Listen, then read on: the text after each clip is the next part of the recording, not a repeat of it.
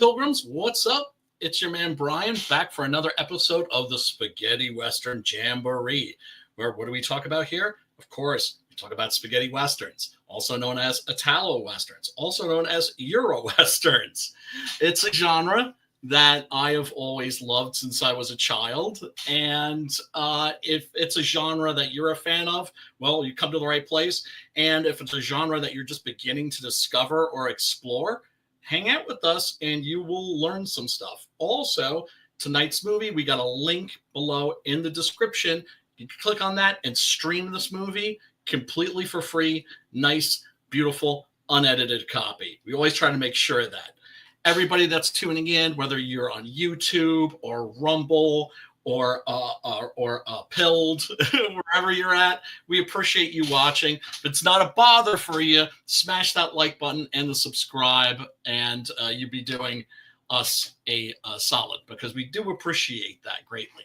Speaking of appreciation, speaking of somebody that I know I appreciate, my boy Matt. What's up, going, man? What's up? What's going on, soldier? Just chilling.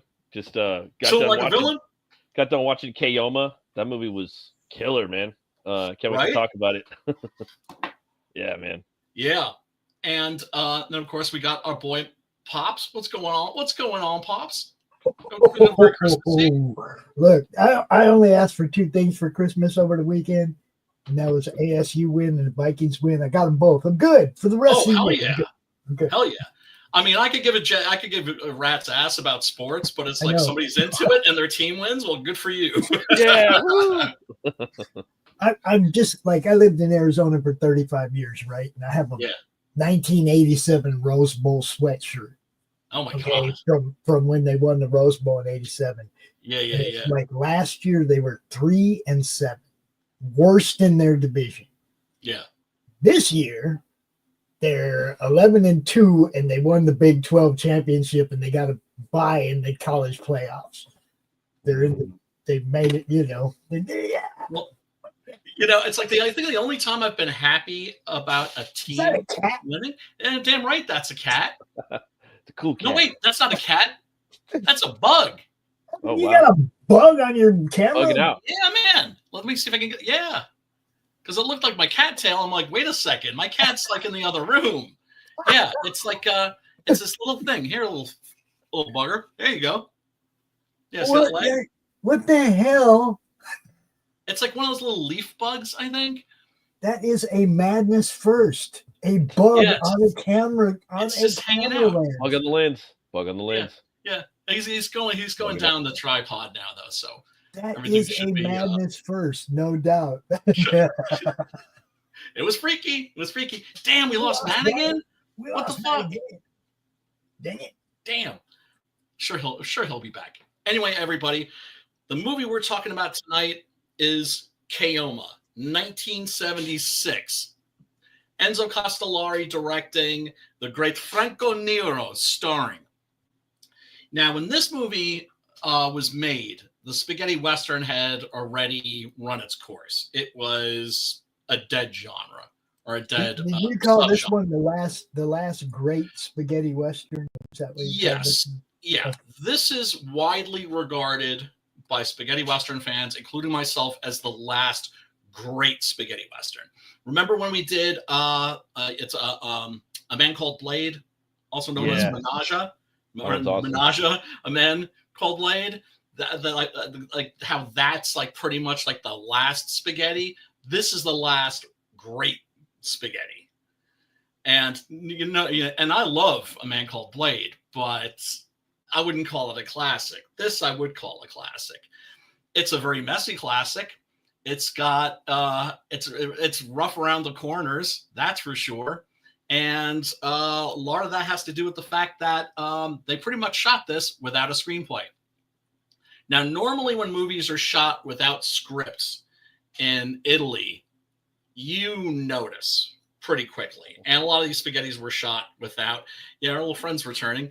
The movies that were shot without scripts, you see a lot of, well, first of all, lack of dialogue, and a lot of actors walking into rooms and looking around. This is not one of those movies, though. because they were actually writing the script as they were going along. And one of the people that was working on the script, I believe it was like a group effort.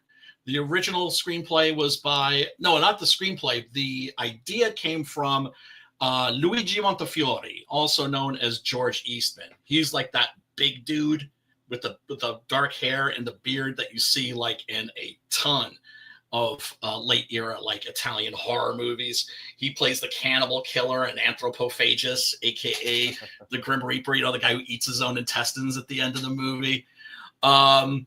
So whenever I would see his name in a movie, I'd be like, that's quality for sure. He came up with the idea, and 2 screenwriters worked on the script, and then it came to the day of shooting, and Enzo looked at the script, the director, Enzo Castalari, and was like, this is a piece of shit, and threw it out. And they basically, I wouldn't say that they improvised this movie, they didn't, but they would basically end every day by sitting down and writing the script for the next day of filming. So they basically made this up as they were going along. One of the people that worked on the script was one of the actors in this movie, who is, he had a bunch of different names, but Joshua Sinclair, or Johnny Sinclair, they called him sometimes too. And he plays like the oldest of KEOMA's 3 brothers. He's the guy with the stash. Interesting guy. I'll get into like why he's like a really fascinating character later. But I figure first we should maybe take a little look at the trailer, and then of course we'll take a look at some posters and some fan art, and then we're going to get into the damn movie itself. And remember, folks, you can watch it, stream it. So you have to keep saying stream instead of watch, right? Yeah, right. Because the Zoomers are like, watching something. How do you watch something? No, you have to say streaming or DVD. If you're on Pilled, I showed this movie Thursday evening. That's right. Hell yeah. So you can see it in the replays on Pilled too. If you're over there and you want to know what we're talking about, just know that every week now I'm going to be playing the movie at some point during the week that we will be talking about here on Sunday night. So you'll be able to watch it. If you watch it when I play it, you can watch it with us and we make comments and whatnot in the chat, and talk some shit. For me, it's more fun that way, especially on Pilled, because they have those little GIF in the comments that you can drop, right? And people are dropping Clint Eastwood, and they're dropping this, and they're dropping that, right? And it's cool. It's like, a little bit more interactive than your average chat. That and it's like going to the movies too, but then I don't know, because there's ways you can view movies, like it's fun to watch movies, with your family. Sometimes it's fun to watch it by yourself, depending on what type of movie it is. Sometimes it's fun to watch it, online with the chat. So it's almost like a form of multimedia because you're getting a different experience each time. Absolutely. Another thing that's different is you won't see any of those political ads or those Pfizer ads or any of that, because I play our ads. I play our ads when they play their ads. Hell yeah. That's what's up. That's the way to go, man. I realized I downloaded a bunch of clips, but the trailer. So, dude, him and Blade and KEOMA, dude, the comic. What the fuck? If this does go down on YouTube because of something we say or do, it's still gonna be on Rumble. Yes, it will. X, on Pilled, on Facebook, on Brian's Twitch channel. It's still going to be all over the place, so don't fret. Just find somewhere else to watch it real fast. Yep. Of course, we're an art-oriented show. We're a comics-related show. So one of the things I always like to do is take a look at posters and fan art. A lot of these, there's a couple things wrong here. First of all, the painter took the gun, right? Image. Exactly. That's the shot of him pointing at one of his brothers when he fights all his brothers 1-on-1, 1-on-1, right? And he just beats the ass out of one, and then I can tell the barrel is off from the trigger, Yep. Mm-hmm. So they put a sawed off, which he does have in the movie. Yeah, that's a badass part of the movie. And yeah, I mean, it's it's also the Mad Max gun, so got a lovely sawed off double barrel, right? And so they just clumsily, like Rob Liefeld did. He used to do this shit all the time. Just like inserted the gun, and you notice Woody Strode's head seems a little big for his body. Yeah, a little bit. Yeah. Right? Am I the only one that noticed that? I mean, yeah, maybe a little bit. A little bit. Yeah. It's like bigger than his chest almost. I would say for sure his left arm looks a little longer too, but that might be me. Yeah, it could also be his posture. Yeah, but I mean, walking.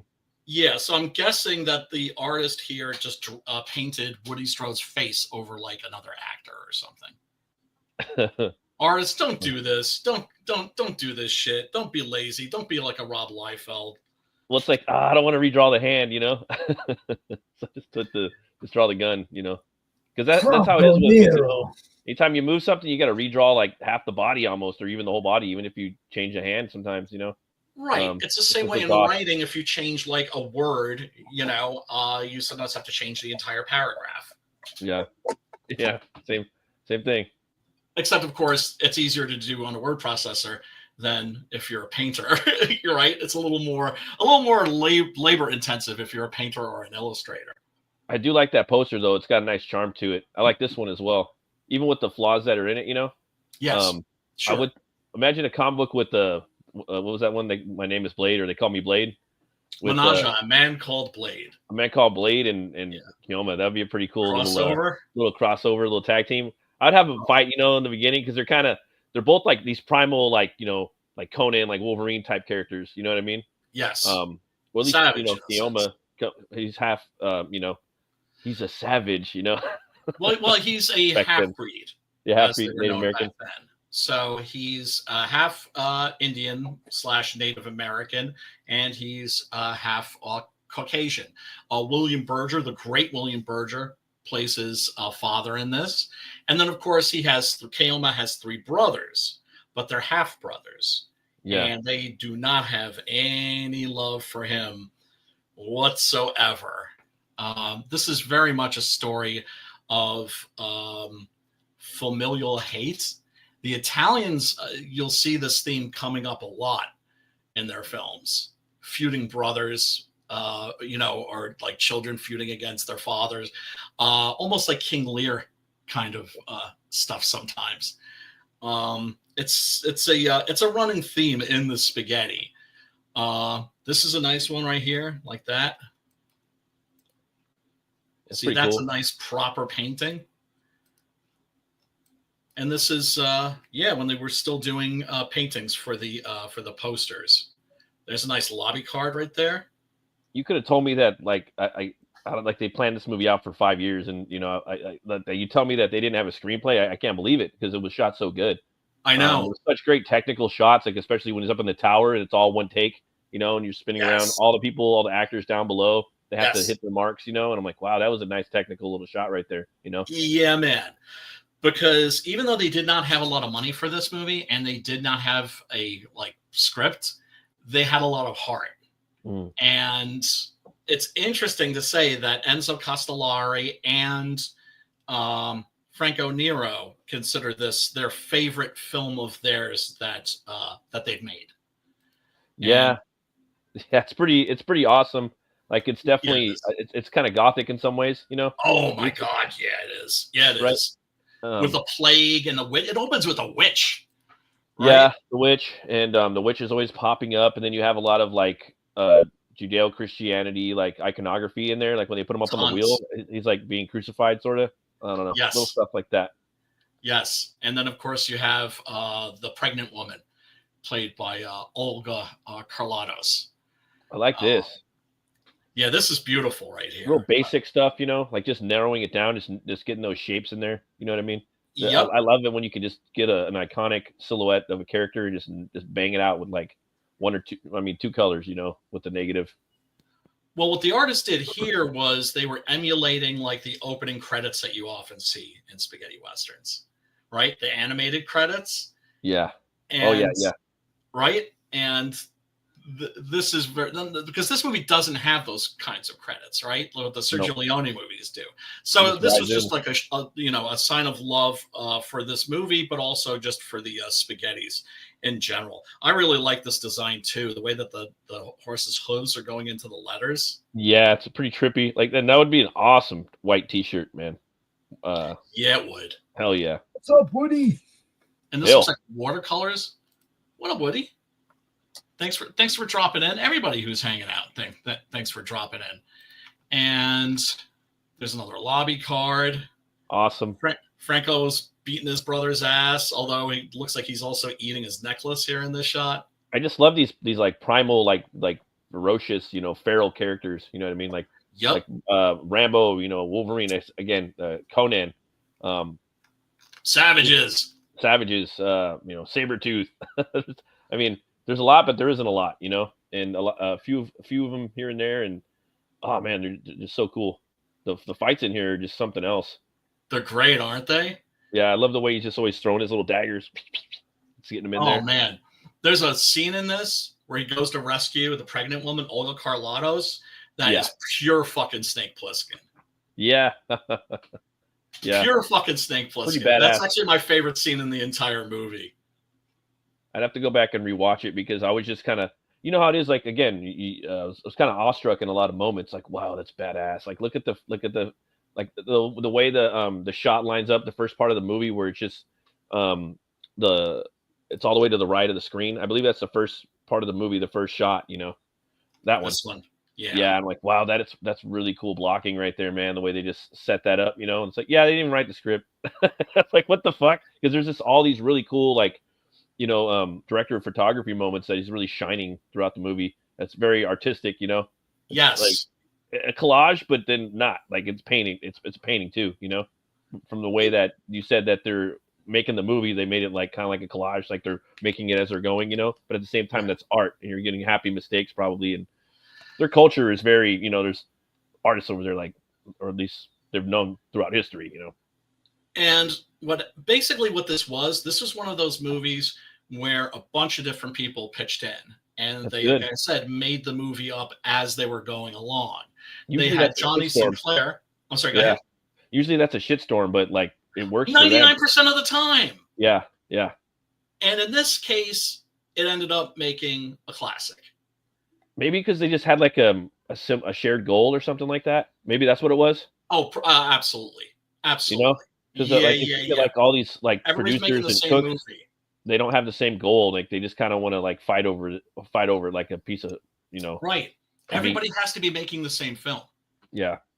Same thing when you're collaborating on a comic. Everybody has to be making the same comic. Goal oriented.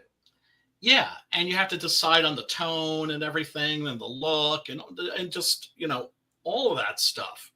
And I mentioned many times how like the Italian film crews, they had like no hierarchy whatsoever. Everybody was equal, so people didn't have like an ego. Like, what, you wanted to rewrite my shit? Fuck you! And none of that shit, because it was all just about the finished product. It was all about we make a movie, we make a Western. And like I said, the spaghettis were over at this time. Over. It's crazy. Like Hammer was similar to that as well, I think, in some regard. Like they were making a lot of movies, like saving sets and just shooting back to back, and doing a lot of stuff wherever they could, Yeah, man.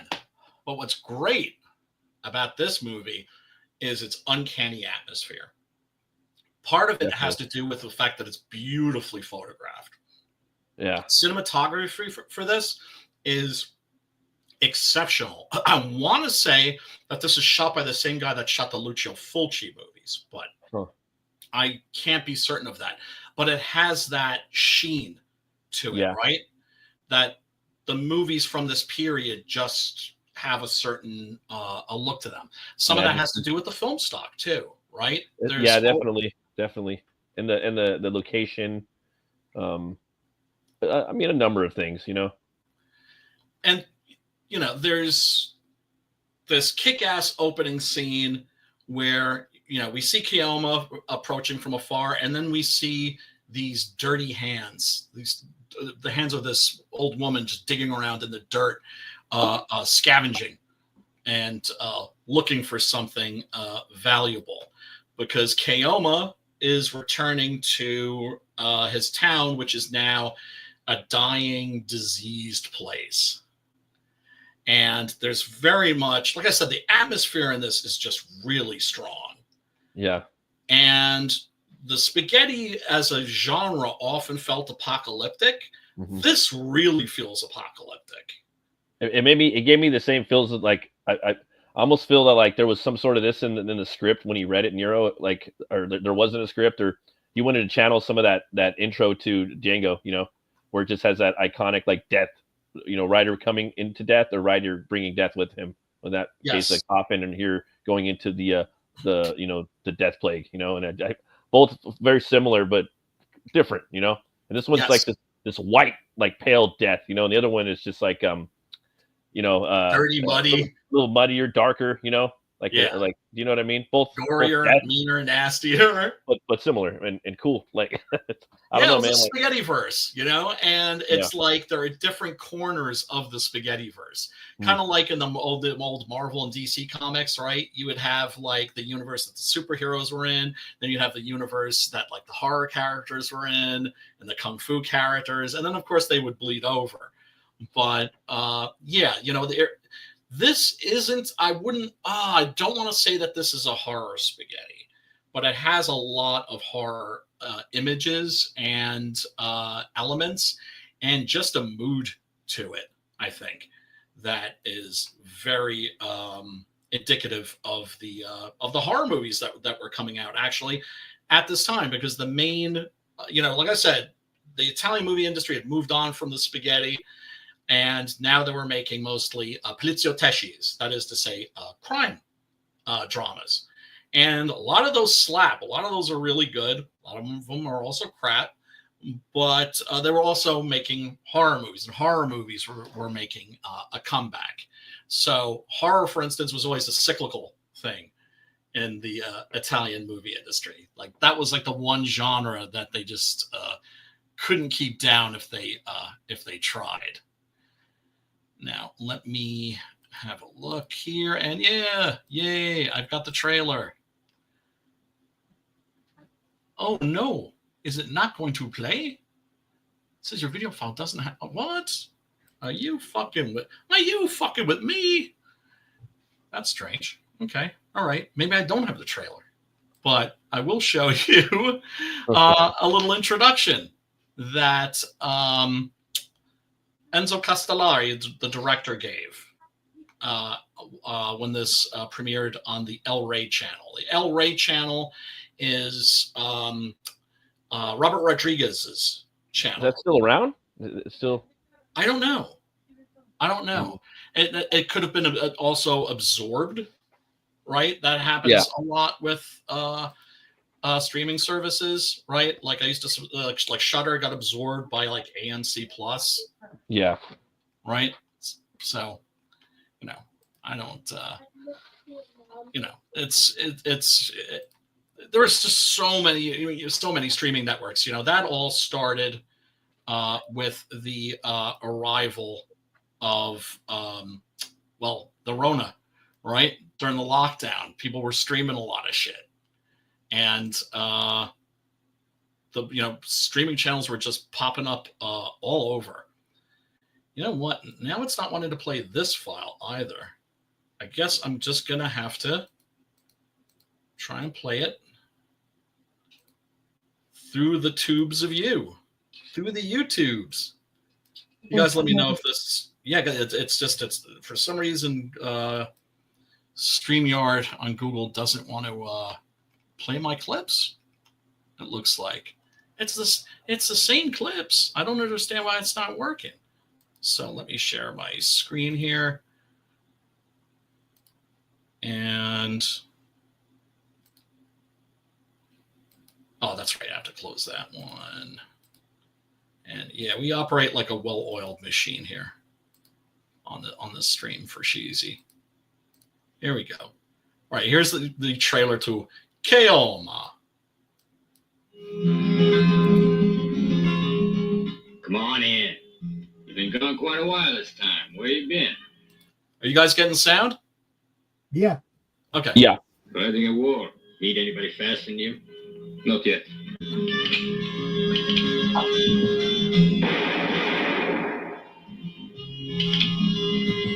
Yeah, and this is one of the spaghettis that makes every spaghetti fans top 20 list, if not their top 10. Oh yeah, definitely.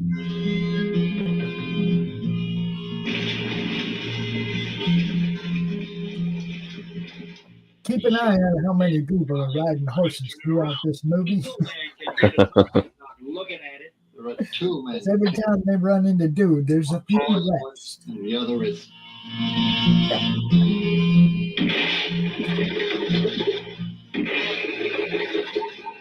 This land belongs to Mr. Caldwell. Well, the villains in this are not subtle, and of course the goons are going to be the least subtle of them all. Along with everything that's on it. They had to pay for the water. There we have the legendary, the iconic Woody frickin' Strode. Woody Strode was a absolute legend and an icon of the Western genre. He was in some classic John Ford movies. Sergeant Rutledge is the one where he probably has the biggest part. He's in The Man Who Shot Liberty Valance. He's in The Professionals by Richard Fleischer. Yeah, major league legend. And so when Enzo Castalari got him, when he found out that he'd secured him, he was like, according to Franco Nero, he's like jumping for joy. Like, I got Woody Strode. Now you gotta pay for the medicine. I'll pay this time. How much you willing to pay? 4 cents. The price of 4 bullets. 4 bullets. Yep. 1, 2, 2, 3, and 4. I'll knock him down. Yeah, and Enzo was very, I should say, shameless in terms of the directors that he would be kind of ripping off from day to day. And according to Franco, when they shot this, he said, "Today we do a Sam Peckinpah." And Sam Peckinpah, of course, was famous for his slow motion scenes. I'm so tired of killing. You have to survive. KEOMA! I love the way they all twisted the same way and made ends, right? It was like synchronized dying. What are you talking about? The way they all spun the same direction after getting shot. Yep. They all spun to the left. It was a dance choreographed. Synchronized dying. Oh yeah. Yep. Well, it's actually what I would call stylized violence, and that's a thing that you get in a lot of action cinema, especially the Hong Kong, yeah, and action cinema is very, very stylized, right? Have you guys seen a new show called Interior Chinatown? No. Interior Chinatown. No, what's that about? It's on Netflix, dude. It's fucking pretty crazy, man. What's it about? Well, if I tell you, then it gives it away. How about if I tell you one of the people that's in it and see if it intrigues you? Well, okay? Do you remember Quake from Agents of S.H.I.E.L.D.? Yeah. Never. Oh, I know what you're talking about. I've seen previews of the show. Yeah. Dude, it's good, man. It's like I'm just so it's fiction. Well, yeah. Okay. It's pretty good. I'm having a good time watching it.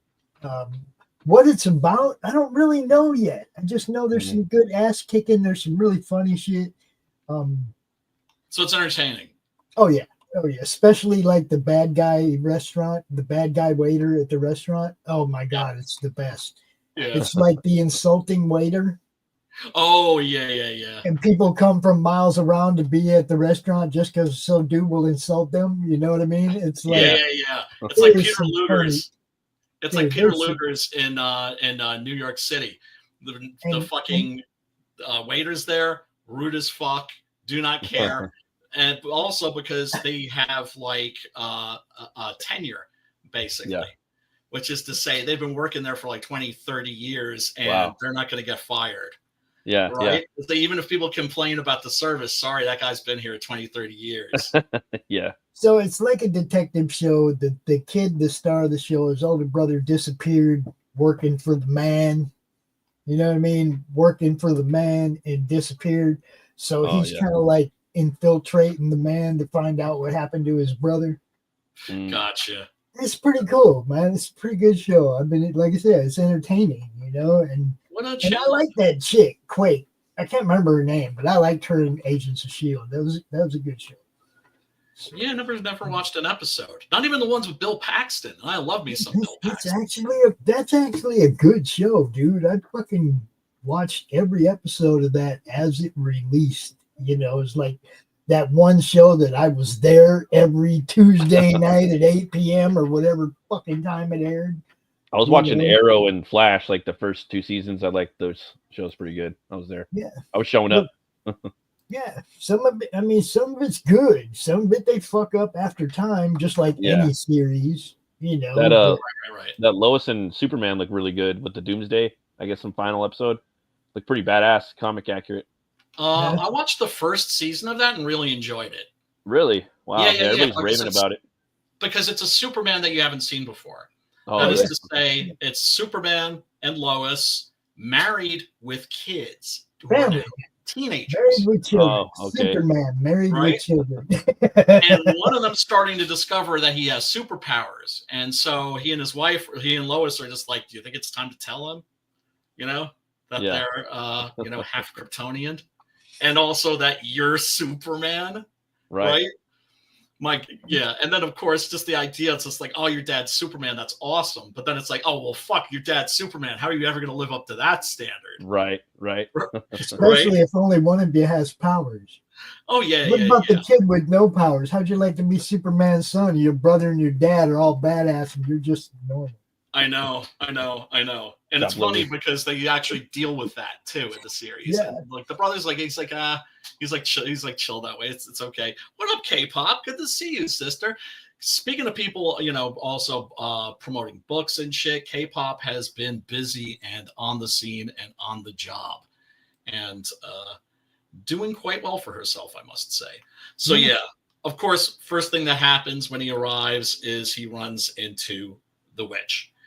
Now, there's a lot of symbolism in this movie. I got the impression that was his mama. No, it's I kind of thought that too in the beginning.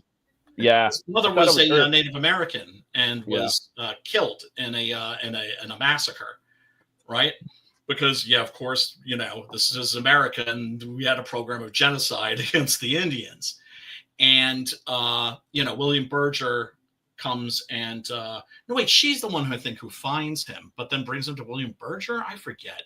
And the thing is I've seen this movie so many times because this is one of those movies that you kind of, if you're a spaghetti fan, you kind of have a relationship with it. And there's his mother. And Enzo does this really interesting thing where with the flashbacks where the actor is in the flashback, right? Yeah. So we've got a shot of the witch here, and she turns her head and the camera just pans over and you see this decimated Native American village. Okay. Bodies everywhere. And there's... I'm too stoned to make that connection. That's all right. That's nothing wrong with that. Nothing wrong with that. I'll tell you another reason I thought it was his mom was because at the end he leaves the kid with her. And I'm like, oh, okay, grandma's taking the kid. Okay, that's cool. It's symbolic. It's symbolic. And she's all yelling, I can't do this. when the hero, this is how Franco Nero describes it. When the hero gives the baby who represent life to the witch who represent death, and goes on this big spiel, right? And then for the last line in this movie, he actually stole from a friend of his, a novelist. And he said, like, I could not, I couldn't pass on it. I had to do it. And he was acting like, he apologized to his friend, and his friend was like, "Nah, it's all good, brother. It's all good." Like I said, Franco Nero and Enzo Castalari both say that this was the favorite of all their films. And then, of course, you've got the apocalyptic town, the plague, and then, of course, a plague. So things are bad here in a way that they were nowhere near as bad in Django, and shit was pretty bad. Yeah. In Django, that town was pretty fucking scary. It was and fucked up, but this one's like even worse, right? And that's one of the things I love about the Spaghettis too, because often they feel like they're set in, I don't know, a region of hell or purgatory. Yeah, definitely. Right? They have like that almost. That's why you have so many supernatural spaghetti western inspired comics, movies, and stuff. Is because of that uncanny atmosphere that these movies have. Now, of course, we got to talk about the music. Yeah, like you said earlier, man. Like if they took the music out, it wouldn't be the same. No, it wouldn't. It wouldn't. And they do the music usually before they make the movie a lot of the time. Like they don't sync it up, right? Well, When It Comes to Frogtown is awesome with a Rowdy Piper. Yes. I love that. Oh man, and Sandra Bergman or something. Yeah, Sandra Bergman looking fine, good movie. Yes, a banging body, man. Damn, I don't understand why she wasn't in more movies. She's she still played in good shape Valeria too. in Conan. Oh yeah, she's still in good. She's still in good shape, man. Is she? Good for her. Good for her. Yeah, I mean, she was a dancer. And usually if you're a dancer, usually you stay in pretty good shape. I've noticed, limber. Mm-hmm. Yeah, it's one of those things. It's not like a sport that destroys your body, like football or something. Maybe your toes though, if you're a ballerina. I was gonna say though. Yeah, but I see those more as kind of like I imagine like a ballerina's feet must be kind of like, you ever see those cats? You see this a lot with the karate guys, where it's just like instead of having two knuckles, they just have one big knuckle. Yeah, that's what I got on this hand. So I kind of imagine that like a ballet dancer's toes must be kind of like that if they're fucking leaping through the air and landing on their toes and shit. Yeah, I was gonna say a lot of the flashback scenes. It almost like he's tapping into like another plane, like almost like a spirit realm. I know they're flashbacks to his past, but sometimes like there's one where the kids are looking at him, when he's going home to see his father or his pa. They walk out of the barn or whatever, the corral or whatnot, and they look up at him, and one of the kids does, and it's almost like he's tapping into something else. And that's one of the things I really loved about this movie. I love those flashback scenes. I really think it makes a big allure to the movie, especially with that I don't know, the contagious the play song, Oh yeah, because like I said, we do have to talk about the music in this because it is special. Franco Nero was asked. I mean, Guido and Maurizio De Angelis were the guys that would be whatever you needed them to be, right? So if you wanted them to be Queen, right, they could do a Queen song for like "You're the Hunter from the Future," one of my favorite shit movies of all time. And for this, Franco Nero said, I want a Leonard Cohen, right? Because Leonard Cohen had done a score for McCabe and Mrs. Miller, a Robert Altman film, which is fantastic. If you've never seen that, I highly recommend it. Oh, Burka-man! What's up, dude? So, talking about Chad. Oh, Burka-man. The Chad was real brass. No, like you're the Chad, man. You're the Chad. And just for the record, I hope Burka-man doesn't mind my saying this.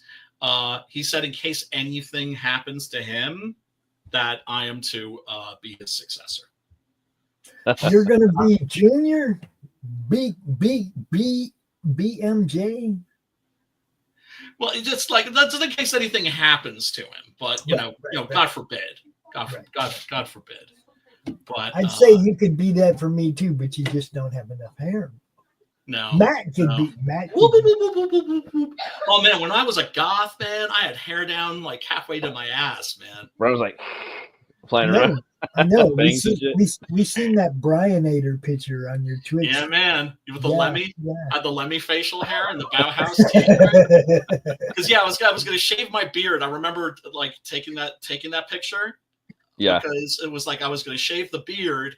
And I thought, well, why before I shave the beard, why not just give myself a Lemmy?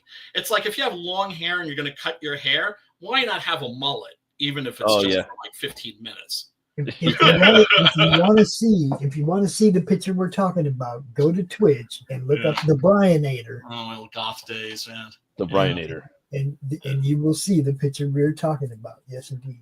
And I thought I was ugly, and I look at those pictures. I'm like, damn, I was actually a pretty good-looking guy. God damn it, man. Yes, if they did. There you go. There it is. Thank you, Burkaman. Ain't nothing wrong with a mullet. Clarifying. That's not a mullet. Come on, man. I kind of didn't have a choice. She had to even it out, and it kind of just ended up looking kind of like that. Well, you see, I could rock a skullet. But I got this thing, man, about not liking people near my head with scissors. And it takes a long time for me to trust somebody enough to let them near my head with scissors. You seen the Turkish barbers, man? Well, no, I finally found somebody that's like, family that cuts hair. And I was like, oh, come on, you gotta fix this freaking mess for me. That's why you can tell, guys. It's like here now. It was, Yeah, I gotta get mine it was rolling pretty deep. It's like, she trimmed it up all around. So gotta get a little trim every now and then. Yeah. Thank you, Tracy. Love you, girl. Literally and figuratively. Now, here, of course, we have Olga Karlatos as the pregnant woman, right? Yeah. And now, do you get the impression that she might be his lover, or the kid's his, or anything like that? No. There was never that tension there between them. And there was never getting shot. And like there was never like a romance between them, you know what I mean? No. And usually there is, like, you know what I mean? I mean, he killed a lot of people for her, man. She's like the Virgin Mary, basically. He killed a lot of people for her. So I'm just saying, is that the face that launched 1,000 ships? Hey, man, look, Olga Karlatos was an incredibly beautiful woman. Yeah, and she got that Wonder Woman look, I just know that dude went Achilles on all them motherfuckers. Keep in mind, one of the things that was so striking about her were her eyes. Yeah, she had these incredible eyes, and piercers. Yup. And that's why Lucio Fulci, he cast her in Zombie, was like, "You have such a beautiful eyes, Olga. Let me take a splinter and just jam into your eye in slow motion." I remember that. That was brutal, man. Oh yeah, that was fast. Yeah. So that's her in Zombie. But just a hot tamale. Yeah, you like this, sweetheart? Yeah, so these motherfuckers, they've like murdered her husband and a bunch of other people that have the plague. She doesn't have the plague, but they're going to just throw her in with the people who do have the plague. She's pregnant. These guys are total fucking scum. And then, of course, our hero's got to show up and fucking sort their asses out. Now, that's a long distance to throw a knife. I'm just saying. Yeah, it is. But remember, we're talking about KEOMA here, B. Yeah. I was just like, all right, the first kill was slightly unlikely. I hope we do better going forward. Oh. If you want realism, the spaghetti Western genre is not for you. That's not what I mean. He's on another plane, Pops. He's tapping into that spirit world. Yeah, he threw that knife, and that knife went halfway there before it started moving. It took a coffee smoke break, on the way there. Yeah. They had to pick up on that rock over there. And then, of course, we got this great iconic shot here. Yeah, it's pretty awesome.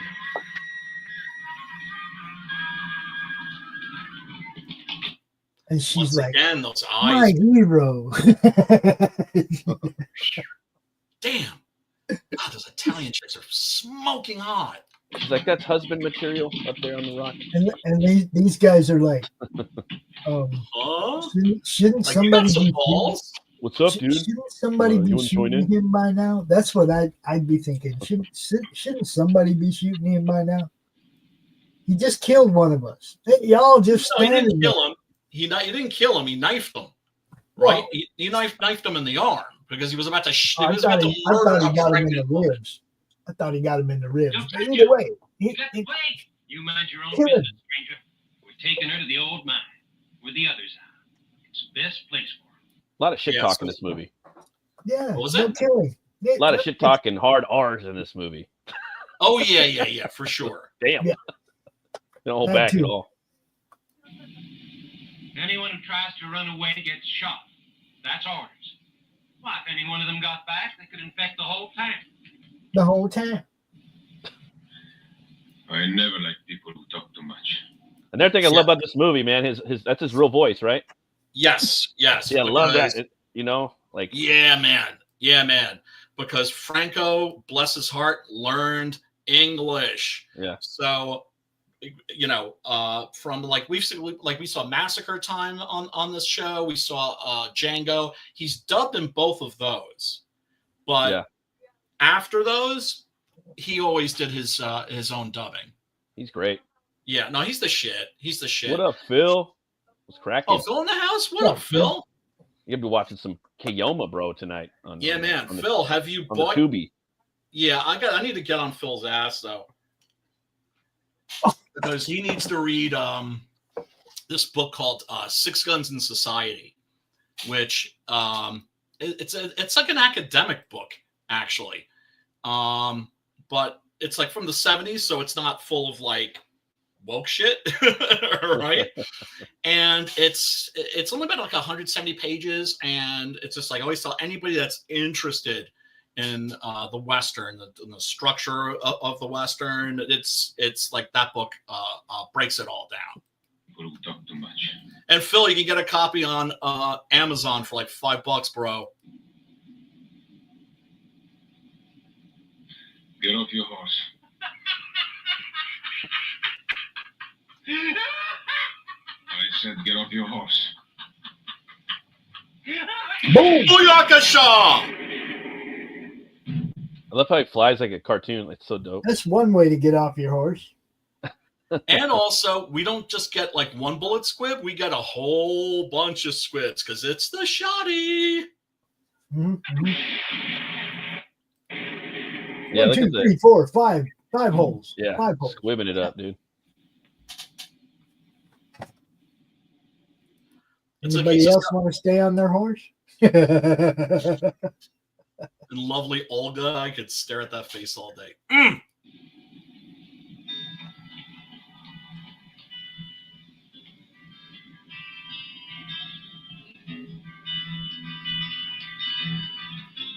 Before I forget, another thing I love about this movie is that they torture him. I'm sitting there watching it. I got my little whiskey. I'm like, yeah, and his brothers come in at the end. Something happens. And yeah. We'll probably get to that part in a little bit, and I cover it. But we most definitely will. But first, we got to get a little taste of the soundtrack. Yeah, so Guido Maurizio D'Angelis basically did an imitation of Leonard Cohen. They wrote like Leonard Cohen style songs, and they narrate the action of the film as it's happening. So, it's pretty like, dope. KEOMA went to the store to get some cigarettes. Yeah.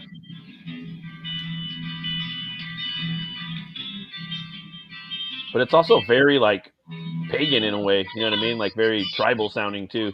Oh, for sure. Little hippie-ish too, but it's the hippie chick that started the week length. It's gypsy funk, bro. Gypsy funk. but it works. Yeah, it does. And if you took it away, it would, I don't know, something would be missing, Yeah, before the stream, I was telling Matt this story about, okay, the internet is the coolest thing ever. The coolest thing ever in the history of the internet was a website called Cinemageddon. And you could go on there, and sometimes I would just think about a movie, and it would be on there. And we're talking about basically a cult movie tracker, right? So you could sail the high seas and DL shit. And they had just about everything. And of course they had this, but I mean, I already bought the whatchamacallit, the DVD when that came out, which was nice. Long time ago. Let's say, here, check this out. There it is, Anchor Bay. Yes. You know what? I still think my favorite poster is the one with the fucked up hand. It has that OG look to it. You know what I mean? It does. And I wouldn't even fix it. I wouldn't even fix it either. I just leave it like that. Well, yeah, that's another poster right there. Oh, I like that. That's pretty cool. Is that badass? Yeah, I almost feel that he's like this character's badass. I mean, they had to have something when they started the movie, right? They had no story or anything. Yeah, no, they did. They did. Okay. I think they had like a treatment, right? Okay, that's all you really need. All you really need is a picture, like a concept art of the dude. Okay, we can build the world around this guy. He looks badass. You know what I mean? He's got 4 brothers that hate him. They just, I don't know. I can see him just kind of building it. And or 3 brothers. They had somebody there that wrote a big portion of the script. And that was the guy I was telling you about, Johnny. Why do I always blank on his name? It's a terrible, terrible, terrible thing. But he was a guy who loved filmmaking, and would had a background in the theater, but then later on went to become a surgeon. And worked in underprivileged areas of the of the world to help people that needed help. Yeah, it was like he was a Catholic, like a real serious Catholic, and it was. So basically, you're saying he was a superhero. Basically, he was a rock star. Yeah, right. Like if he was 7 feet tall and blonde, and was like a black belt in like karate. If then he'd be like, Dolph Lundgren level.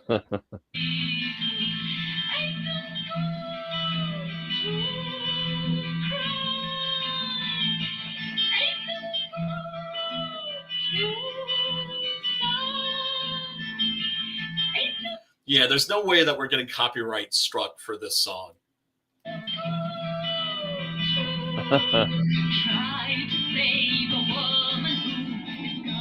And then, of course, witch. I gotta go get some Rebel. I'll be right back. You got it, brother. And then, of course, we have the witch that's watching over the scene. She's almost kind of like the Greek chorus for this movie.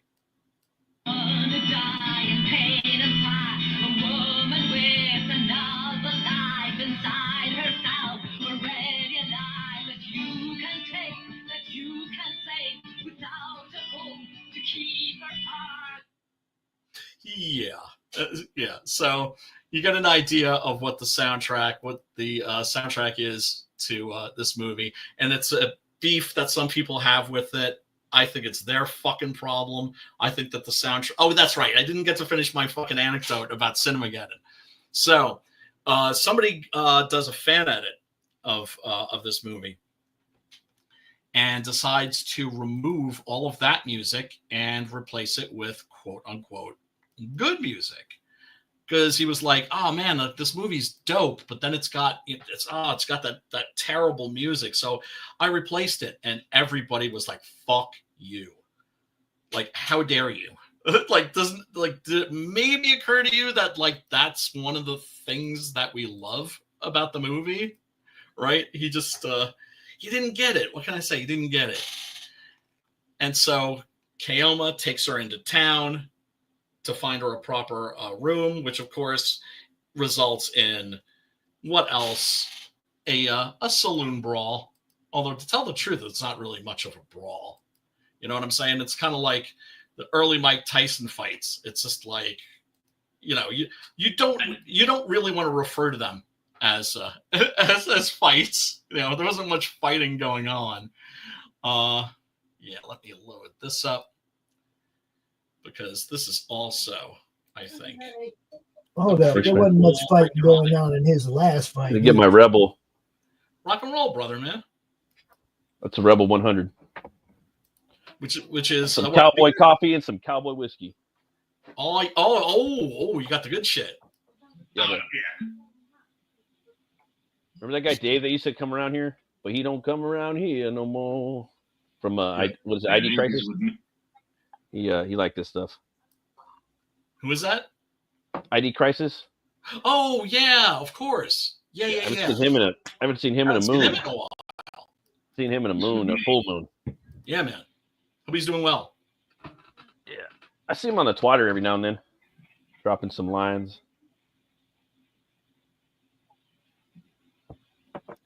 Of course, it's just like, dude, it's like every guy thinks he's gonna be the guy.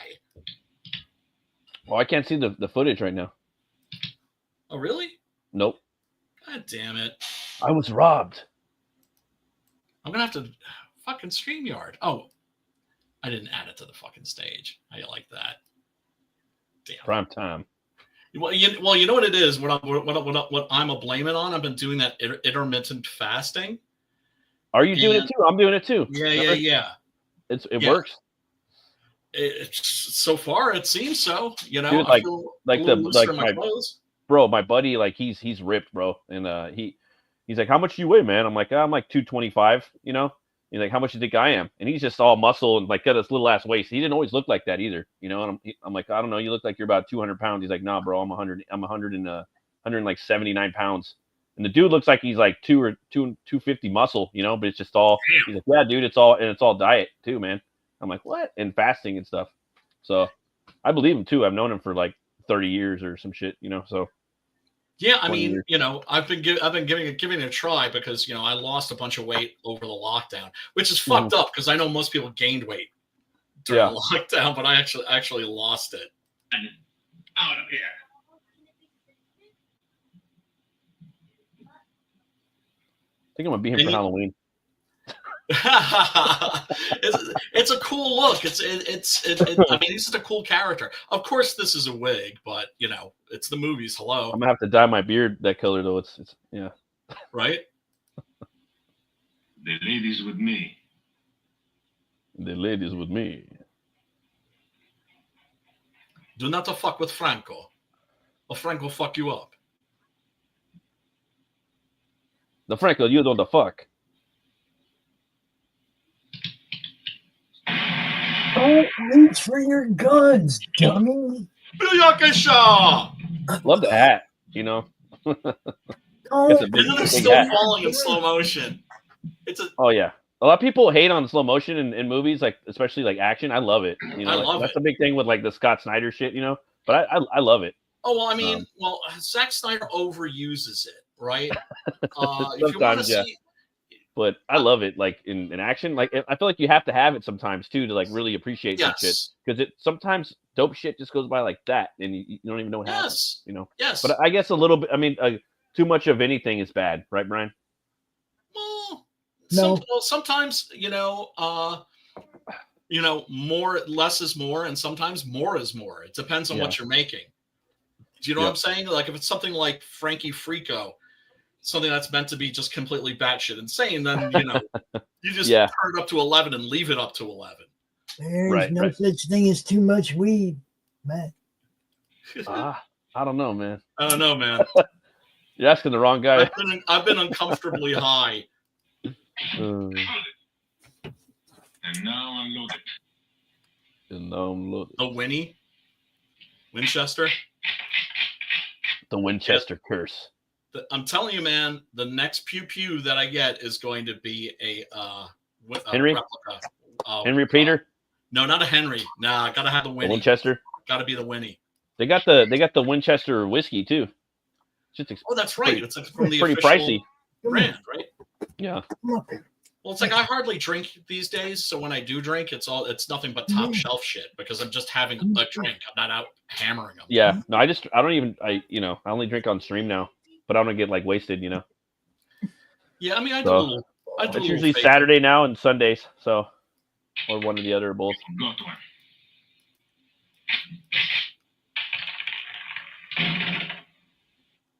Like begrudgingly ejects Dude that gets last shell. He gets the rifle and the sawed off at the end. KEOMA, I love that. Yeah, man. Well, that's when he goes buck wild. Goes berserk. Yeah, goes full KEOMA on the asses. I'm gonna go KEOMA on that ass. That kind of goes with it, right? Oh God, yeah. And there are just so many memorable scenes in this picture. The fight that he has with his brothers, for instance. That was probably one of my favorite parts. Bad guy. Yeah. I like he fought him one at a time. He pointed the first one, whooped his ass, pointed to the second one, then whooped his ass. Third one was like, all right, if that's the way you want it, and he whooped his ass too. And it feels very familiar to me. Like I've known people like that where they've had like a bunch of brothers and I have where they had different fathers, you know, and they all fight and shit, you know. Yeah. It's very common. Yeah. Oh yeah, Phil's like, yeah, I got it on my Amazon wish list, bro. Oh yeah. Sorry, Phil, had to bust your balls there. Out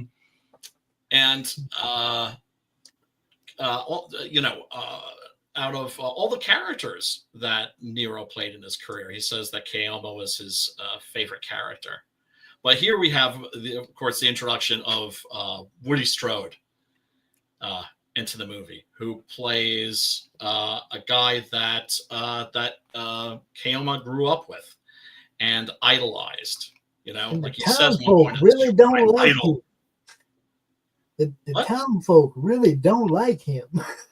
Well, no, he's like the only black dude in town. I know. In state. They just mistreat him. They really do. Yeah. He's the only black dude in the Spaghetti West, dude. Not the, well, I'm just playing. It's a joke. No, but here's the thing. People make jokes, and then I think about the... Yeah, who else? It's a joke, but it's kind of like there's not that many, you know? Like, you know, it's like, I realize you're fucking around, but let's run with this idea. It's funny because it's true, though. You know. Yes. It's sort of true. Oh, yeah. Phil just rewatched Django this week. I'm telling you, man, you can have a relationship with these movies. Yeah, that movie, and I definitely want to go back and rewatch this, too, like a couple times.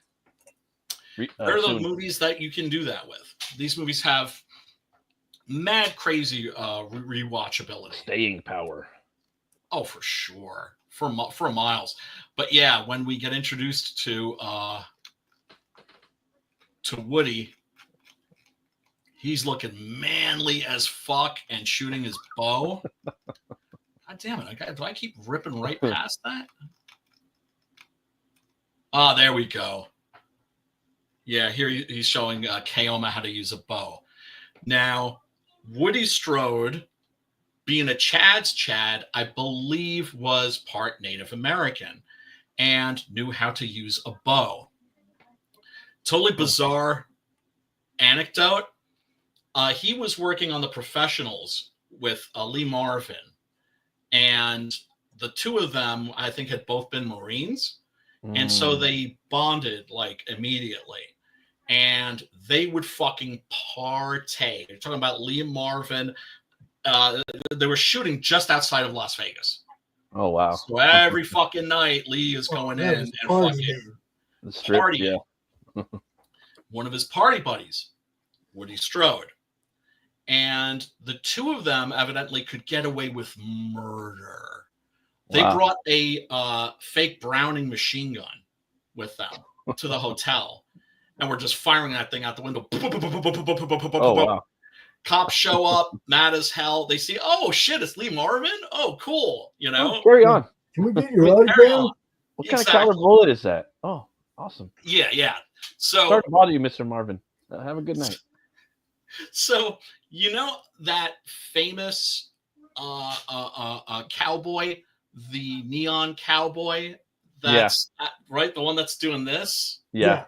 With his arm? Yeah. Fucking Woody Strode fucking shot his thumb out. Oh shit. That's pretty gangster. Like evidently, like that was close to their hotel and within striking range. And Lee was just like, yeah, man, can you hit that? Can you hit his thumb over there? Fucking first try, fucking knock that fucking thing out. Yeah, they could get away with murder because, you know, Lee Marvin was like a movie star. Alec Baldwin. Yeah, know, they still can. Still can. OJ, you know, they still can. Yeah, well, if the circumstances are ideal enough, I suppose. And then, of course, we've got the super skeevy looking goons. This dude, especially on the left, right, who plays one of the zombies actually in The Beyond. He's like the one who tries to eat Katrina McCall's brains. Oh, but fails when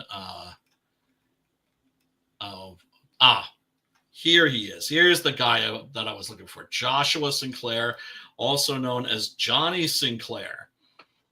He was the guy who, for the most part, actually wrote this movie. Oh, at the end of every shooting day, he would sit down and work with Franco Nero and Enzo Castalari and write the scenes for the next day's shooting. He was in a bunch of great Italian movies, also some classic Italian trash. He was in The Last Shark. Now, if you've never seen The Last Shark, that shit's on Tubi right now, by the way, and it's also directed by Enzo Castellari. That movie's fucking awesome, but it's such a ripoff of Jaws that it was banned. Oh man! For years, like I said, like how did I originally see it? Japanese Laserdisc, hard-coded Japanese subtitles. Now it's on Tubi, right? So it's easy access. That was a case, like the Italians were always ripping off Hollywood, but that was a case where they were just like, nah. Now you got to stop. Now you got to stop. This is because it's Jaws. Yeah, it's like Sharknado. Right? It's just I mean, but it's like it's just too much of a ripoff, but it's so much fucking fun. I highly recommend it. The other movie that they sued them and you couldn't see for 20 or 30 years was called The Humanoid. And that was considered a ripoff of Star Wars. And you watch it and you're just like, a little bit, but not enough for a lawsuit, in my opinion. But The Last Shark, yeah, that's pretty much plagiarism for sure. But there's that scene where they've got KEOMA pretty much crucified, and he gets up and gives this speech, right? And that's the moment where he's basically seizing control of the town. Yeah, and he's using KEOMA as a scapegoat. And the way he approached that was the speech, the soliloquy from Julius Caesar by Shakespeare, right? Friends, Romans, countrymen, that speech, right? And if it's interesting because if you know your Shakespeare, like an English major, like I do, you catch like the cadence of that speech. It's the same tempo, right? He said it sort of like to the same rhythm, pretty much, and then left movies to pursue a career as a surgeon. Oh shit! Yeah, and I think worked actually with Mother Teresa's organization in Calcutta. Yeah, he's all cutting people up. He's like, I wrote KEOMA. I was in it too. Yeah, man. Big flex. He's still around too. He's still around, but it's just like he's like one of those dudes where you're just like, fuck, like how do they do it? It's just like, how do you manage to be awesome at all these different things? It's fucking crazy.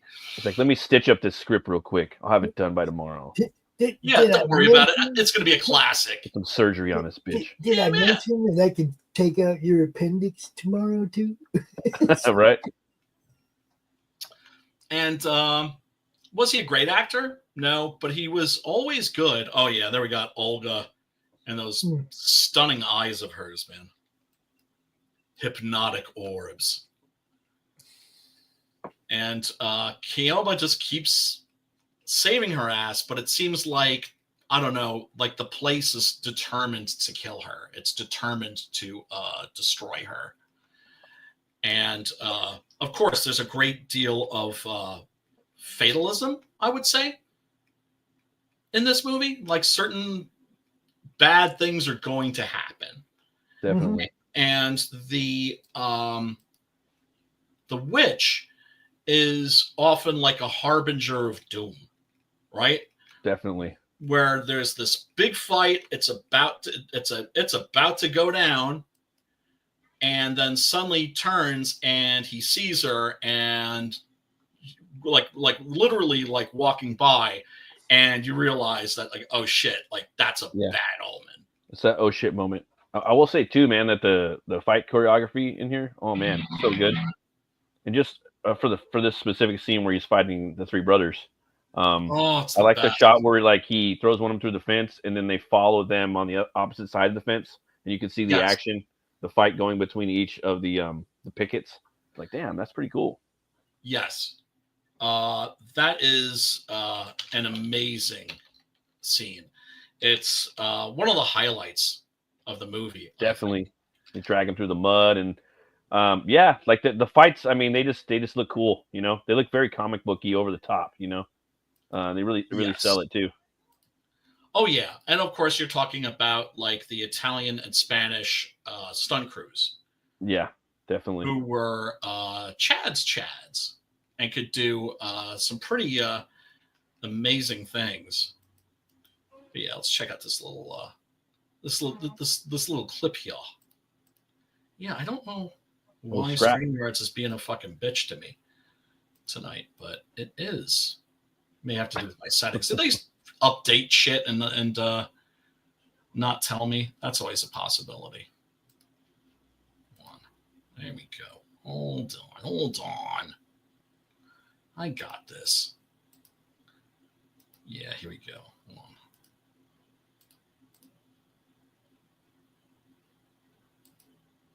Damn it! That's not what I'm looking for, motherfuckers. Yeah, everybody watching, just don't worry about it. Technical difficulties brought to you by KEOMA. Yeah. KEOMA. Yeah, no, I don't know why StreamYards is being a bitch tonight, but it really is. I need a commercial that says that these technical difficulties have been brought to you by KEOMA. There we go. And he'll fuck your live stream up and smoke all your weed. Yeah. But you gotta share it. You gotta share it before. Oh, we can't see it. There we go. Yeah, you gotta share it. Duh. There you go. All right. Love that shot right there too. Like the just the background, that building looks cool. Kind of got like a I don't know. Okay, so can you see it now? Yeah. Okay. Good town shot. Right? That place is fucked up. It's in the background, that tower, like it just to me it's almost like a gothic like tower that he has to go up into towards the end when he's up there and they're shooting that one take, you know what I mean? It's kind of like this does have a little bit of an element of the Gothic West of the Gothic spaghettis in it. Absolutely. I mean, in the darkness and all of that, you know. Yeah. Otherworldly. He's walking into different planes. Yeah. Because of I don't know, maybe because he's more in touch with his spirit world because of the half breed in him. Right. Because of the Native American blood and oh my God, there's an essay. God, I can't remember why. Charlie Booker, I think is his name. I wrote this great werewolf novel called Mongrels, and on his website he had he's like a Native American brother, and he wrote like a pretty funny article about how people think that like Native American people have like superpowers. Yeah, they don't. But it's a trope. It's a trope that I would use like a motherfucker. Like, oh yeah. You know what I mean? Yeah. And I would say that they are probably more tuned in than like the average person. I don't give a fuck. Like they're more. I actually know a Hopi shaman. I know his daughter really well. Oh shit. Yeah. Damn, you ever go to the I ain't saying shit. Yeah. I just say that like they're just more tuned in, like you know. Yeah, y'all go spend the weekend in the sweat lodge with one of them motherfuckers. Talk to me afterwards. Take a little peyote, and you guys are getting audio on this, right? Yes. Yeah. All right.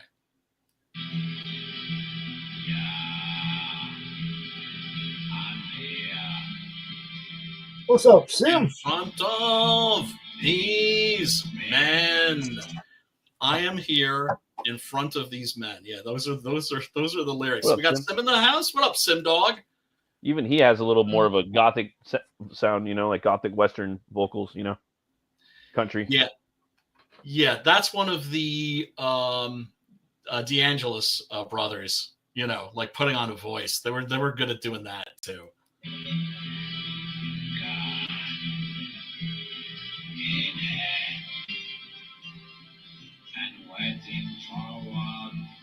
Will be. And of course, the stare down here is between him and KEOMA and the arch villain of the story, at least at this point in the story, because this does switch arch villains. Yeah. But yeah, there's a bad guy who's basically trying to take over. Who's basically taken over the town, and he's played by Donald O'Brien, who is also in Dr. Butcher, MD, aka Zombie Apocalypse, and Zombie Holocaust. And of course, he was also in A Man Called Blade. Back in my mind, still memories. Our bodies all the ground. Right, so classic Western showdown. He's ready for these motherfuckers. He's ready to go to war, and then this happens. And you there, where them fall, who you take away. Right, great wraparound shot there. Oh yeah. And then the witch comes into the frame.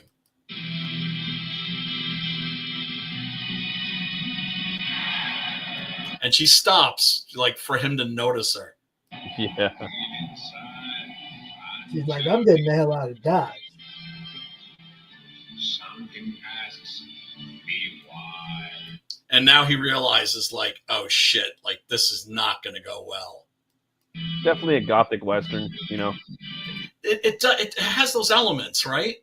Yeah, I mean, you could say it's horror too, but it's not scary, Right. But it's almost there. Gothic being non-fantasy. Exactly.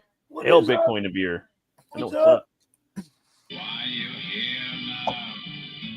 With the wheel To kill. Booyakasha! See, I told you there's going to be a lot of riderless horses. Oh yeah. The farther this movie goes on, just Oh hell yeah. And we're talking about, like, the legendary Spanish stuntmen who are just complete fucking chads and could do all kinds of fucking crazy shit on horseback. That dude's like, I'm going down. Come here, horse. Land on me. Oh, that felt good. Hey, you know who needs to Western up? What Italian actor needs to Western to fuck up? Yeah, man. Stallone. Stallone needs to do some Westerns. He needs to do a couple. I know it's a hard sell, but he can do it. He can ride a horse like a motherfucker. You seen him in Last Blood? Yeah, and that was one of my problems with Last Blood. It's just like, Rambo's a cowboy now? Mm-hmm. But I think he should do some Westerns, Well, his I think face is aged in a really wonderful way. Dude, he'd look cool, And yeah, what up, Sim? Good to see you, my brother, man. Sorry I missed the Weekenders again. I always keep missing that damn stream. Not like I intend to. I missed my stream last night just because it's dead tired. And I know. Oh man, had to go and do some OT today and work 10 hours, and sometimes it happens. Sometimes you need to charge your batteries. Oh, most definitely. I'm still charging. Some beer. What's up? Everybody that's tuned in, thank you so much for hanging out. We do appreciate you. Spank that like button and hit the subscribe. Hook a brother up with some subscriptions. I'm surprisingly way up there right now. Like I'm on like I think I've got like 744. You're growing. You're almost there. Almost there. Growing, sometimes you get these big waves of like 30, like boom, boom, boom, boom, boom, boom, boom, and then it kind of chills, and then it's crazy. Once you get to 1,000, it goes pretty. I mean, it goes a lot faster. I mean, I picked up like almost 200 since I hit 1,000. That wasn't that long. That's awesome. That is awesome. So yeah, you just keep doing the thing. As long as people are cool and they hit that share button or retweet or whatever, and they extend the reach of the stream, everybody's channels grow. It's got to be. It's got to not give up, and everybody wants to kind of throw in the towel sometimes, but we gotta do it, and have some fun doing it, Hell yeah, man. That's the important part. That's the important part is keep the shit fun. Yep. And and just for me personally, it just became much more comfortable online once I ceased to give a shit. Definitely. Give a shit, right? Once I got another sub. Then you just have fun. Yeah, like look at what the fuck, we got subs now, Yep. Yeah, so this is a little interview with or an introduction, I should say, with Enzo Castalari, who is still with us. He always looked jacked, though. I remember seeing that guy's arms roll. He was all fucking swole. Ciao. I am Enzo Castalari. Ciao. I'm here to present. Yes. So he did the original Inglourious Bastards. And also 1990 Bronx Warriors, a trash classic, combination ripoff of Escape from New York, The Warriors. I know there were a couple other ones in there too. That's like one of those like Mad Max, naturally. Here to present my movie KEOMA. Take it.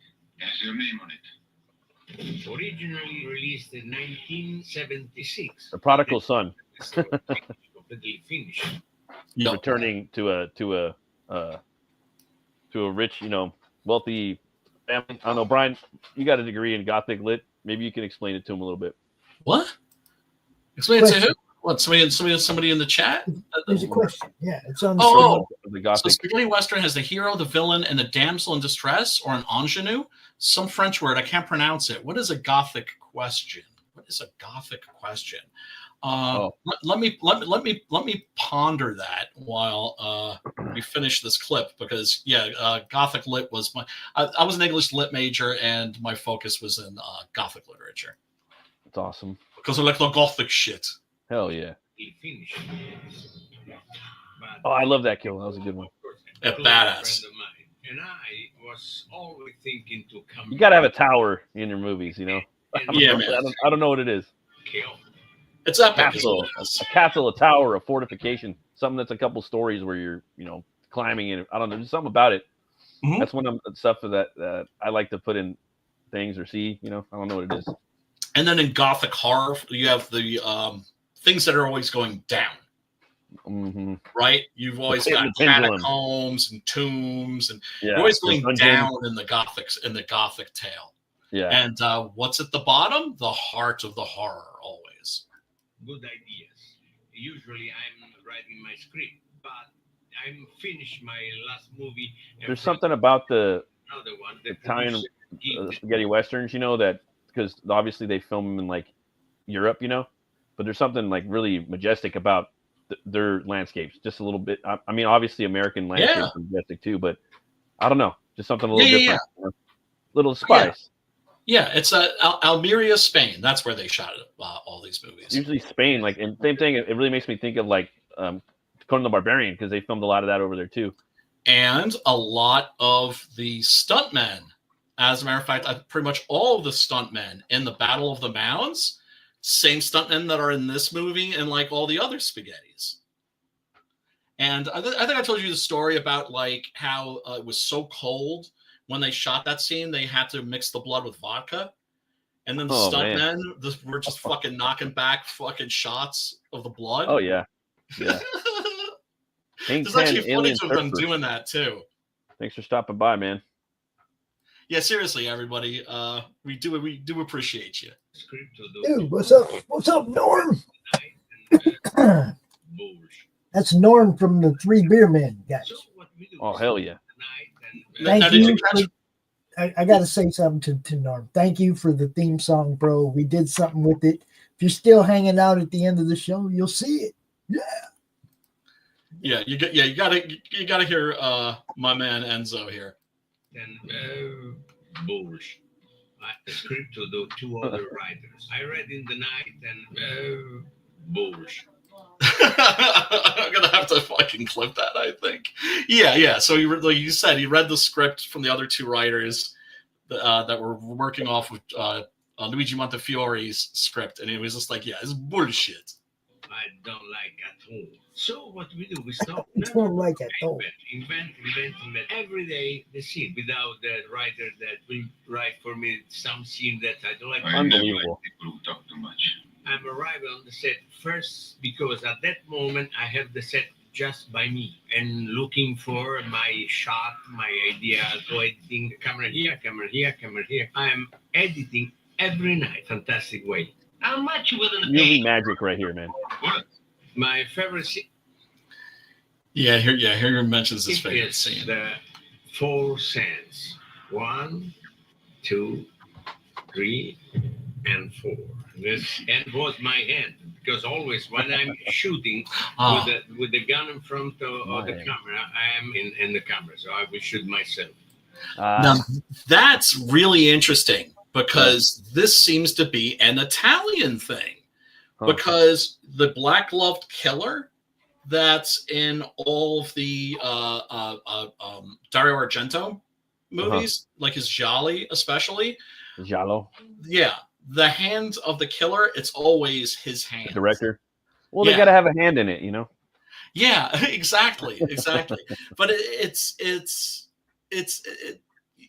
interesting because the Italians are the only ones I've ever heard of like doing that. So, like I said, it's got to be an Italian thing. When I'm shooting with the gun in front of the camera, I am in the camera, so I will shoot myself.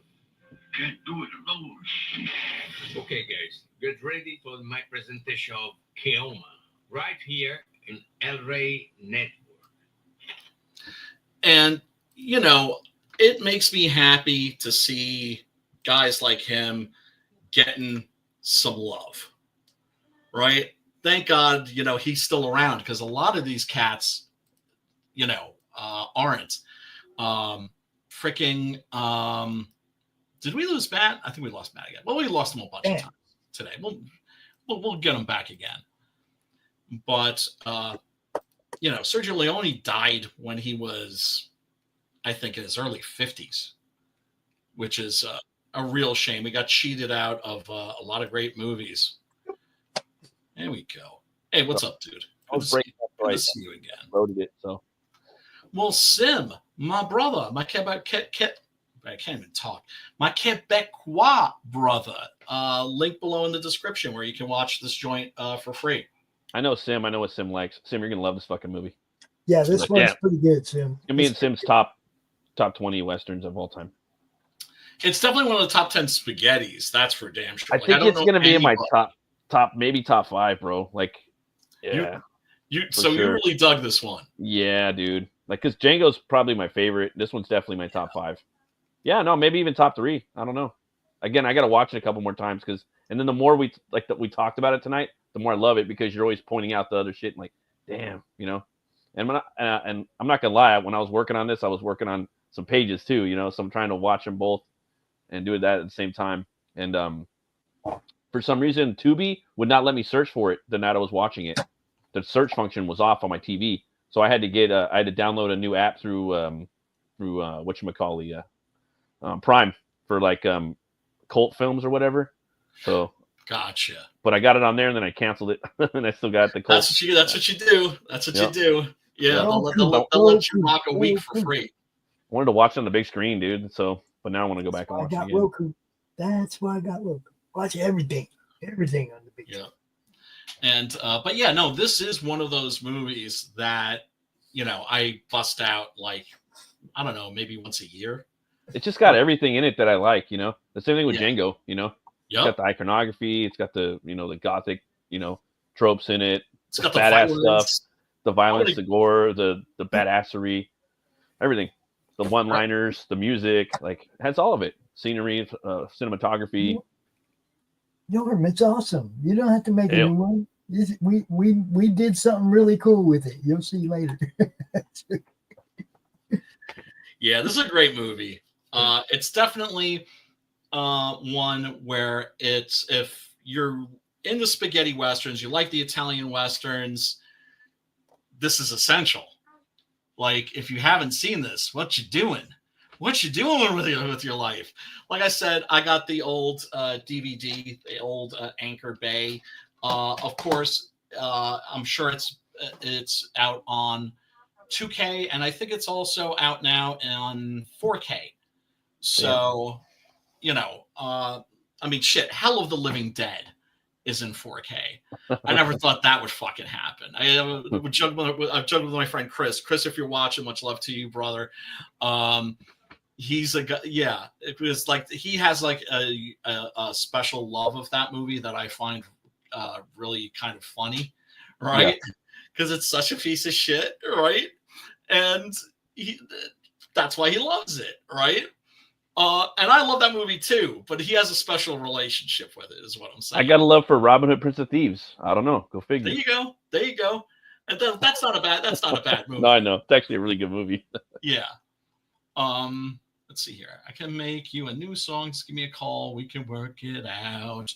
Oh, okay. I might take you up on that. That's certainly very gracious of you to offer. What do you think about What's Up, Tiger Lily? I don't know. It was pretty funny. There's a couple of good laughs in that. For those of you that don't know What's Up, Tiger Lily, it's a Japanese spy movie that Woody Allen took and then dubbed over and turned it into a comedy. Where the MacGuffin, like the thing that all the secret agents are fighting over, is a recipe for egg salad so good it'll make you plots. Good egg salad, huh? Yeah. It's not even close to being like in his top 10, but it's a funny movie. I thought it was got more than a few laughs out of me. That's for damn sure. So let me see. Next week we're going to be doing the Horror Movie Club, and I thought for sure I knew what movie I wanted us to do next. Any Christmas movies? We already do all of them, all the horror ones. If I can find a streaming copy of Dial Code Santa Claus, that will definitely be next week's movie. But I don't know if I can find a copy or not. What was it? There's someone in the house. Oh man, that one was so good. Oh, Black Christmas, of course. Yeah, Black Christmas, the OG one. Oh man, we got horror shit to talk about next week too, because Black Christmas, the original Black Christmas, not woke Black Christmas, which I'm also waiting for. Been waiting. Oh, the woke one, and I like. We're gonna have fun. We covered both of them. Remember, we covered the original Black Christmas, like There's a Stranger in the House, and then the remake. When you ended up liking the remake too, remember? Yes, it was. It was. It's already been a year, man. What the hell? Yeah, I know. Dude. Isn't that crazy? But yeah, there's the remake after that. Yeah, the woke one. That's the woke one. Woke Black Christmas. Yes, woke Black Christmas is what I always refer to it as, and it's genuinely funny. Like, I mean, unintentionally. I've seen the trailer for it. It's pretty. Yeah. It's just like, who's the cause of the evil? Jordan Peterson. They even named some names in that too, like Camille Paglia. I really hate her too. Yeah, it's god, that movie's a fucking pisser. Been hearing good stuff about Nosferatu, man. Like lots of good stuff. I was watching some like Q&As too on that, like over the weekend. Yeah. How are we not going into that with our expectations already through the fucking roof? Yeah, I mean, he said he's worked on it for 10 years or longer, and like he did a stage play of it when he was in like high school or something like that. So it's like, And you saw the original when he was 9, so it's like he's been working on it. This crazy stuff that they were doing for the movie, like just like the DP and the director of photography, how they would rip sets apart just to get the perfect like lighting and shot, so it's symmetrically inside the lens. Like I was just like, wow, this sounds freaking awesome. All the reviews, and I mean all of. I haven't watched. I didn't check any of them, dude. I'm like, I can't. If you're afraid of spoilers, don't worry about that. They're usually pretty careful about that. Yeah. But I'm telling you, like all the reviews are, they're not just all positive reviews. They're all like euphoric reviews for the most part. Yeah. Where people are saying like, this is a new classic. This is a new masterpiece. A lot of people saying that it should be nominated for Best Picture. A lot of people saying it should be nominated. That Lily Depp Rose. People are going crazy about her Best Actress. And I heard in the preparation. They said that like people are saying that she deserves like an Oscar nomination, but she's not going to get one because it's a horror movie, and he won't get Best Actor either. Like for me, I think it's going to be probably the best Dracula movie ever made. I mean, it already looks like the best Dracula movie ever made, and that's a big thing for me, you know. So we'll see though. But also, it looks to me like they're kind of it looks to me like he's kind of taking Count Orlok and making him his own. Oh, he is. Yeah, definitely. Right. But still, like, taken with that bit of knowledge, it's still going to be the best Dracula movie ever made. You know what I mean? We'll see. That's what it looks like. You know, Bram Stoker's is in my top 3 of favorite movies, you know? So we'll see. And I always think there's stuff to build on with Dracula, you know? But it's kind of hard to You're never gonna run that well will never run dry. We've discussed this many times. There are certain wells that will never run dry, right? Do we really need the 10,000th version of Dracula, Frankenstein? Nosferatu has its own lore at this point. We do. You know, like Nosferatu has its own lore at this point and its own tropes. You know what I mean? Even with the third film, like there's certain ways he's taken out at the end of the movie. You know, like he has to die a certain way. You know what I mean? He doesn't die that way in Dracula. You know, he's more rat. He has more plague with him, you know? So there's some different pestilential. Yeah, more pestilential, definally, you know? Yeah, so and it looks like Eggers really leaned into that aspect. Yeah, and he's big, dude. You know, like I'm getting like kind of Christopher Lee vibes, but mixed with Max Schreck, you know? Because he's a big actor, like tall, you know? And I don't know, I'm really excited. I hope I get to see it on Christmas. Evidently, he worked with a vocal coach to like lower his voice an octave or two. Same exact thing Oldman did to lower the octave to get that lower, you know. So we'll see. People are saying that he's unrecognizable in this. I think he's gonna have like, I don't know, I haven't read anything, but they're saying he's like like a nobleman, you know. So he's probably gonna have a little bit of hair, probably gonna have a big ass mustache, you know, like Dracula. I wouldn't doubt it, you know. Big ears are crusty, you know. Like I heard that too. Like he's got big crusty shit on the sides of his ears, so it kind of looks pointy, kind of nodding to Shrek, you know. Yeah. But they're not pointy. They just have dried up like corpse blood and stuff, you know. Ooh. So I was just like, ooh, that's awesome. Yeah, supposedly he looks like a walking corpse. Yeah, rotting corpse. Yeah.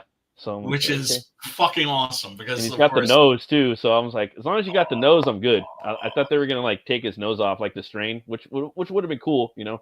Well, hopefully he'll still be recognizable. I don't mean Skarsgård. I mean Count Orlok. Oh, he will be. Well, I mean, you can tell like, it's the same character. You can tell from the movie poster because the profile of him in the curtain, you know, you can see that big honker. So it's like, okay. Yeah. Can't wait to see that. That's going to be fucking epic.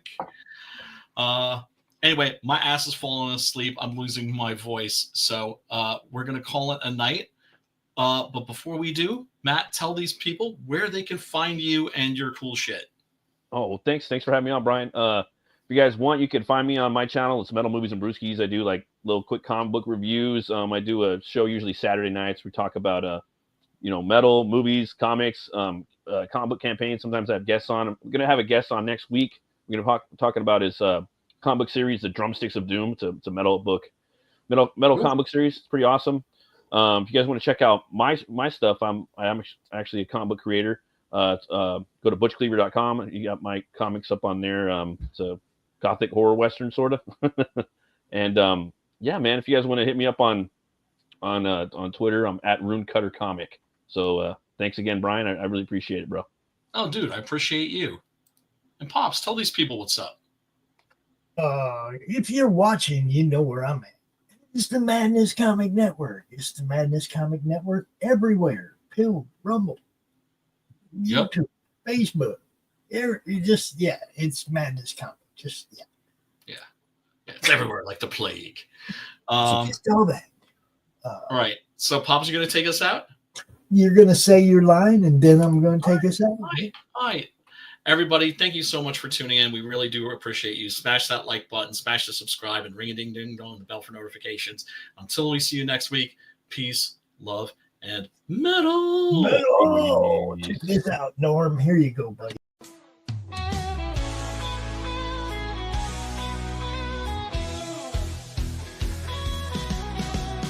Click on the tube and feel the vibe. Every show you crave right here live. Heroes and villains clash in the night. Madness Comic Network sets it right. Scroll through the list, find what you need. Epic battles and fast-paced speed. From capes to cosmic space delight. Tune in and watch your favorites ignite. On Facebook, share the thrill so grand. On X, the buzz across the land. Madness Comic Network all around. In every episode, joy is found.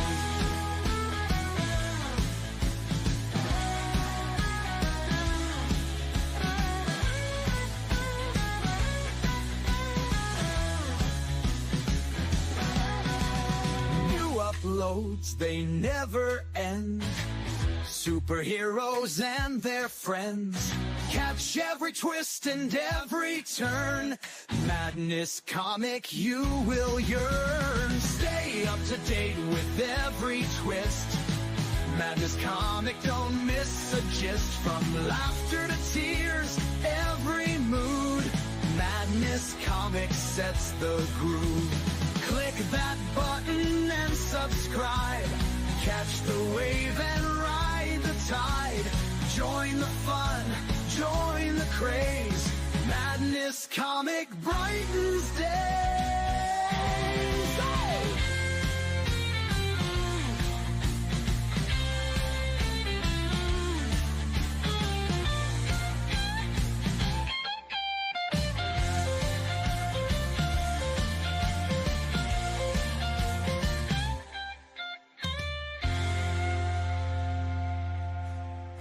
Oh! New uploads, they never end. Superheroes and their friends. Catch every twist and every turn.